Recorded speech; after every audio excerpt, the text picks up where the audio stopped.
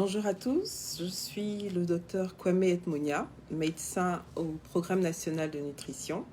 Je suis diabétologue, nutritionniste et aujourd'hui, à l'occasion de la Journée mondiale du diabète, on va parler un peu d'un sujet qui préoccupe tous les diabétiques, c'est-à-dire leur alimentation.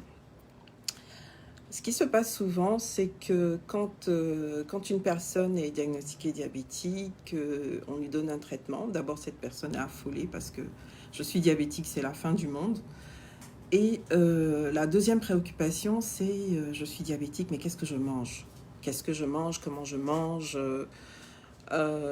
Comment est-ce que je fais pour pouvoir équilibrer mon diabète et puis ne pas faire monter la glycémie?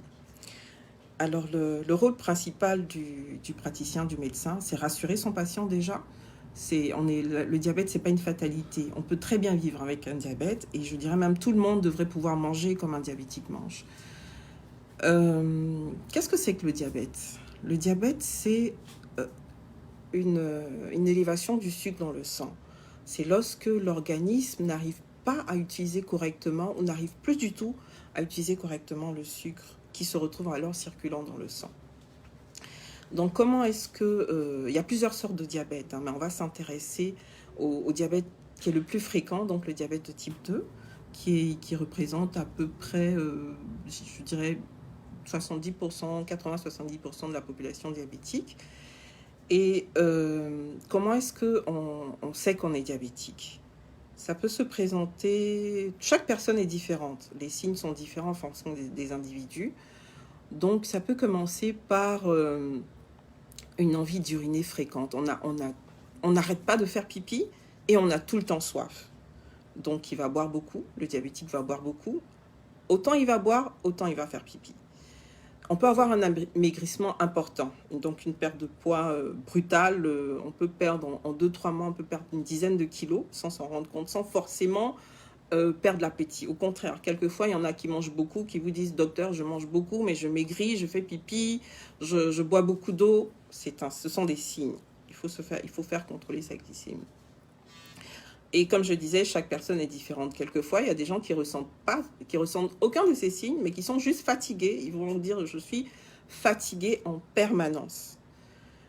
Alors, une fois qu'on a posé le diagnostic du diabète, une fois qu'on a pris en charge thérapeutiquement le diabète, c'est-à-dire qu'on donne des comprimés ou qu'on a recours à l'insuline, l'autre problème qui se pose, donc, c'est l'alimentation. Qu'est-ce que je mange? Alors, l'alimentation du diabétique est fonction de son état physiologique, est fonction de son traitement. Donc, un diabétique qui est en surpoids ne va pas manger la même chose qu'un diabétique qui est normal, entre guillemets, donc qui n'a pas de problème de surpoids, ne va pas manger la même chose qu'un diabétique, par contre, qui est dénutri, qui a maigri, qui est vraiment, qui a une malnutrition par défaut. De la même manière, une femme qui est diabétique mais qui est enceinte ne mangera pas la même chose que le diabétique lambda. Donc, il faut savoir, il y a 3 règles en fait. Il faut savoir que l'alimentation doit être équilibrée, donc avoir des apports en protéines, en glucides et en lipides. C'est pareil pour tout le monde. Il faut savoir aussi que l'alimentation doit être variée. Donc, c'est une alimentation qui doit apporter des légumes, qui doit apporter des fruits, qui doit apporter des féculents, qui doit apporter des protéines. Donc, on ne va pas juste manger, par exemple, tous les jours manger du placali, de la sauce. Non, c'est pas comme ça. Et c'est une alimentation qui doit être répartie sur toute la journée, autant que possible. Donc, le matin, avoir un petit déjeuner, avoir le déjeuner, avoir le dîner. Donc, manger le matin, manger à midi et manger le soir. Mais vous avez des gens qui vont vous dire, par exemple, moi, j'ai pas l'habitude de manger le matin, je ne mange pas le matin, je ne sais pas quoi manger le matin, je mange plutôt le soir parce que je travaille toute la journée, je suis au plateau, je ne sais pas quoi manger et je ne mange que le soir. Donc, le médecin s'adapte à son patient parce que, comme je vous disais, les cas sont différents. Hein. Le médecin s'adapte à son patient. Mais il ne faut pas avoir peur aussi, quand vous êtes diabétique, de pouvoir poser vos craintes, de pouvoir expliquer à votre médecin ce que vous avez comme crainte et surtout lui poser des questions. Il ne faut pas hésiter à poser des questions. Donc l'alimentation du diabétique, c'est quoi? Qu'est-ce que c'est qu'une alimentation équilibrée? C'est une alimentation qui va apporter un certain pourcentage de ces 3 groupes que je vous ai cités tout à l'heure, les glucides, les protéines et les lipides, sachant que le diabète, c'est la maladie du sucre, entre parenthèses, mais un organisme ne peut pas vivre, un être humain ne peut pas vivre s'il n'a pas de sucre. Nous avons besoin de sucre pour vivre, pour réfléchir, pour bouger, pour faire plein de choses. Le sucre, c'est le moteur de l'organisme, c'est l'énergie. Donc, je vais vous faire, enfin, pour imager un peu, le diabète, c'est comme une voiture qui a un réservoir de 20 litres d'essence. Donc, pour que la voiture puisse avancer, vous lui mettez 20 litres. Dans le cas du diabète, le moteur n'arrive pas à utiliser les 20 litres d'essence. Donc, on lui apporte je ne sais pas comment les mécaniciens disent, le carburateur. On touche un peu le carburateur pour que le moteur puisse utiliser les 20 litres, en fait, c'est ça. Et quand vous ajoutez, au lieu de 20 litres, vous lui apportez 30, il va utiliser 20, mais il va rester 10 litres. Et ces 10 litres, ils vont abîmer votre moteur. Quand il a besoin de 20 litres et que vous lui en apportez 5, il va lui manquer 15 litres. Donc, il va falloir qu'il cherche où les trouver, ces 15 litres. C'est un peu comme ça que ça fonctionne. Donc, l'alimentation équilibrée doit comporter 50% de glucides par les apports journaliers, donc 50% de glucides, à peu près 30% de protéines et 15 à 20% de lipides. Donc, ça se présente comment? On a ce qu'on appelle les apports journaliers recommandés, qui sont, comme je vous disais, en fonction de l'état de la personne. Une personne qui est en surpoids, par exemple, il aura besoin que de 1800 kilocalories jour. Une personne normale, on passe à 2200 à peu près. Et une femme enceinte aussi a des besoins différents. Un enfant a des besoins différents. Donc, le matin, le diabétique, quand il va se lever le matin, qu'il va prendre son petit déjeuner, il doit pouvoir, sachant déjà que le petit déjeuner, c'est le repas le plus important de la journée. Vous ne mangez pas le matin, surtout si vous travaillez, vous travaillez dans un modèle qui vous fait utiliser beaucoup votre intellect. Vous allez avoir besoin de sucre. Donc, il faut manger le matin. Mais il ne faut pas manger n'importe quoi. Donc, le petit déjeuner typique, notre petit déjeuner occidental, ça sera la boisson chaude avec le morceau de pain. En général, on leur dit de prendre, on a besoin à peu près de 40 grammes à peu près de pain, ce qui représente un tiers d'une baguette. Donc, une boisson chaude, un morceau de pain avec une liquette de beurre, c'est l'équivalent d'à peu près une cuillère à café. Et puis, on ajoute à cela un fruit. Mais ce petit déjeuner occidental, c'est pas tout le monde qui a la possibilité de le faire, ou bien c'est pas dans les habitudes de tout le monde. Donc, il faut retenir une chose, qu'il faut avoir un repas le matin. Ça peut être un petit déjeuner mode occidental, comme je vous disais, donc une boisson, un morceau de pain et un fruit. Mais c'est un repas, donc petit déjeuner. Donc un repas, mais en petite quantité. Donc, si vous avez l'habitude de manger votre foutou d'igname ou bien votre placali le matin ou bien le garba du matin, vous pouvez le faire, mais vous mangez une petite quantité. Parce que le foutou, c'est des féculents, la tchéké, c'est des féculents, et ce sont des éléments qui peuvent faire monter la glycémie. Mais le repas du matin est le repas le plus important. Il faut manger le matin. Et surtout si vous prenez des médicaments. Ensuite, le déjeuner, le repas le midi, il faut qu'il y ait les 3 éléments, donc les protéines, il faut qu'il y ait les lipides, il faut qu'il y ait des glucides. Le diabétique a besoin de sucre, mais il a besoin de sucre dans une certaine quantité.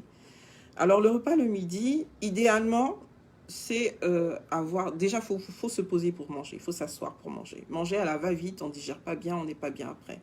Donc, idéalement, c'est avoir une entrée, donc des légumes, un repas équilibré, donc qui contient des légumes, que ce soit des légumes crus ou des légumes cuits. Il faut avoir des féculents, il faut avoir des protéines. Et en proportion, je vous dirais que pour un diabétique qui n'est pas en surpoids, qui a un poids normal, il va le maximum de féculents, donc de riz, d'atcheke, de foutou, de couscous, de plakali, de tau, etc. qu'il pourra avoir. Le maximum, c'est 150 grammes. Donc, on part entre 100 et 150 grammes de féculents. Ça représente quoi? C'est, si vous prenez par exemple une cuillère à soupe pour mesurer ces aliments-là, 150 grammes, une cuillère à soupe, ça fait à peu près 20 grammes. Donc 150 grammes, ça va représenter à peu près 7 cuillères, à peu près 7 cuillères à soupe de l'aliment. Donc c'est ça. Ensuite, la protéine, donc la viande ou le poisson ou le lapin ou l'agouti que vous voulez manger, donc la viande. La viande aussi, on doit manger de la viande parce que c'est l'aliment qui nous donne la force, la protéine, qui permet les constructions musculaires. Donc la viande, il faut partir aussi à peu près sur 100 grammes environ. Et y a des gens qui vont vous dire, moi j'aime pas la viande, je ne mange que le poisson. Il faut savoir que la viande est l'aliment qui contient le plus de fer. Donc pour les femmes et puis même pour les hommes aussi. L'aliment qui contient vraiment le plus de fer, c'est la viande. Donc si vous passez de viande, c'est un peu délicat. Donc de temps en temps, même si vous ne mangez pas de la viande tous les jours, au moins 2 à 3 fois par semaine, mangez de la viande. Donc ça, c'est le repas du midi. Donc l'entrée, le plat de résistance. Et puis si vous avez encore faim, prenez un dessert.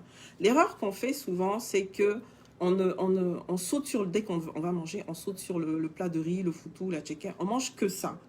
Et étant donné que les portions sont réduites quand on est diabétique, après on a faim, c'est normal.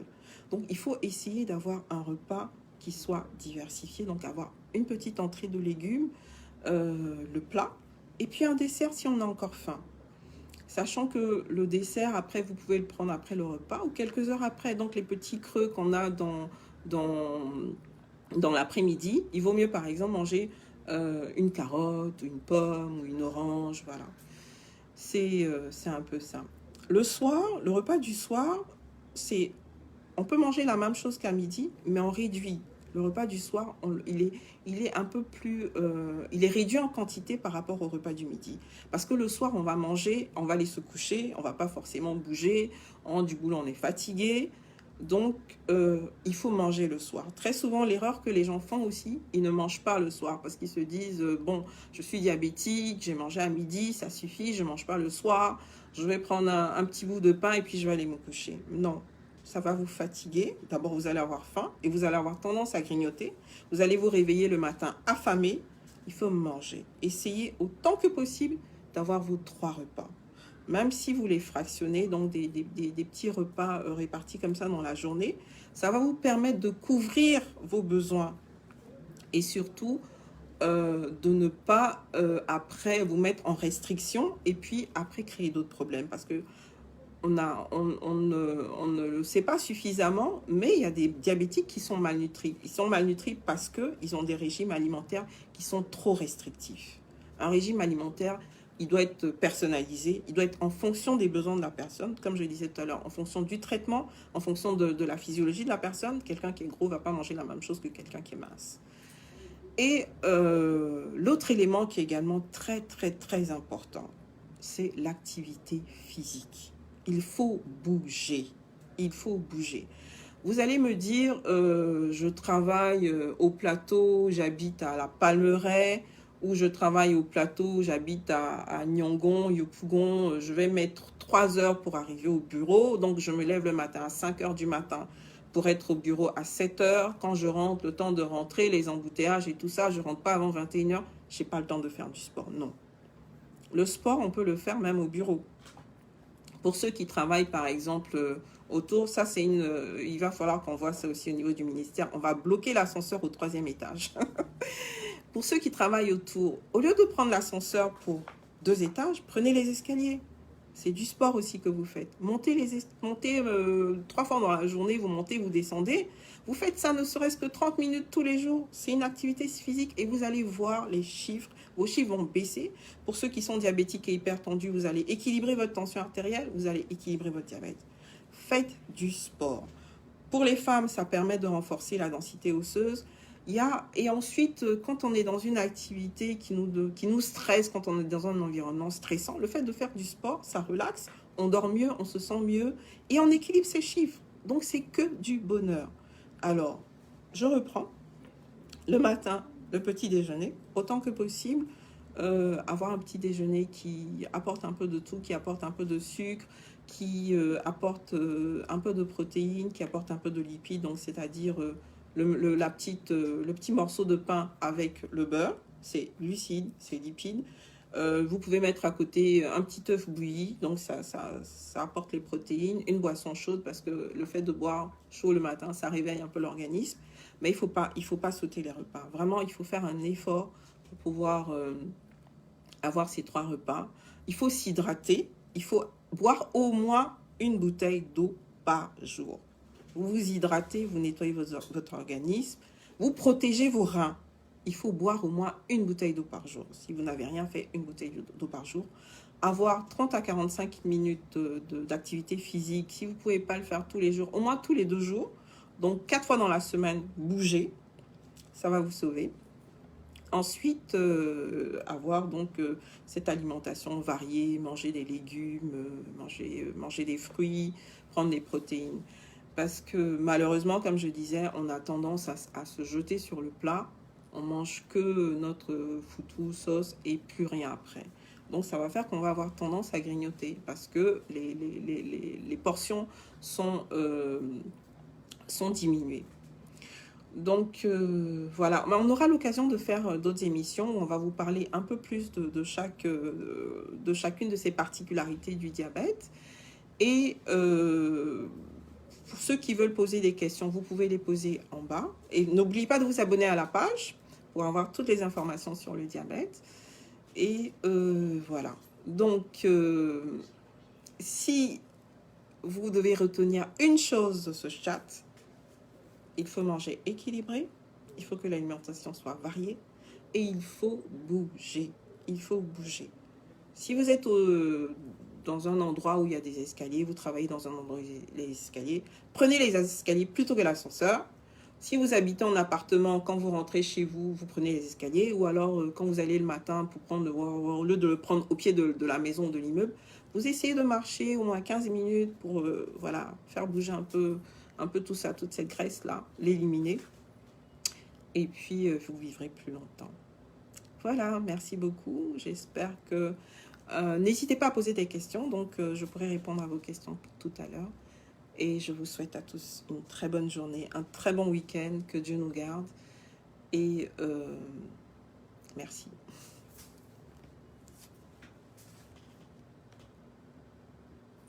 Je ne sais pas si j'ai arrêté.